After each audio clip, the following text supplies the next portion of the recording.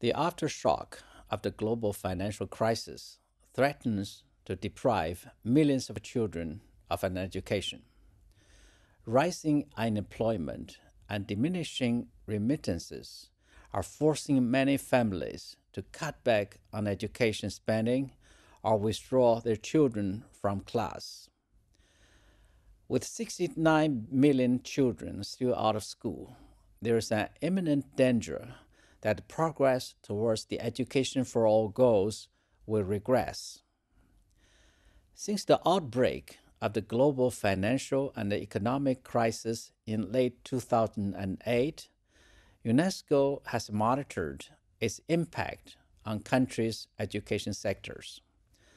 A first study in 50 developing countries shows that education budgets began to decline as early as March 2009, despite many efforts to protect them.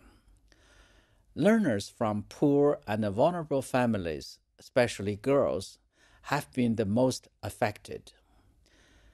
The Education for All Global Monitoring Report estimates that an extra 16 billion US dollars is needed every year to meet the goal of universal primary education by 2015.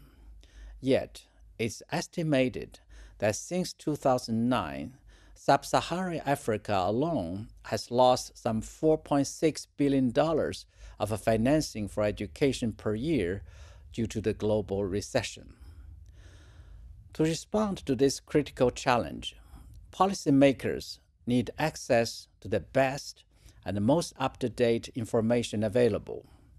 For this reason, UNESCO has developed this knowledge exchange platform, which will provide stakeholders with the latest research on the impact of the economic crisis on education globally, nationally, and locally. In particular, it will present the micro-level insights gained through UNESCO's research in this field, which is being undertaken with funds from the United Nations Secretary-General's Global Pulse Initiative and looks in particularly at the effects on vulnerable groups. The site aims to spark dialogue on policy options and explore strategic responses among education actors and stakeholders, namely ministries of education, United Nations country teams, UNESCO staff, education for all partners, donors, and civil society. Such a vibrant knowledge exchange, with the users being caring and active contributors, will offer insights on the practices and conditions that will enable governments and the international community to effectively counter the effects of the crisis.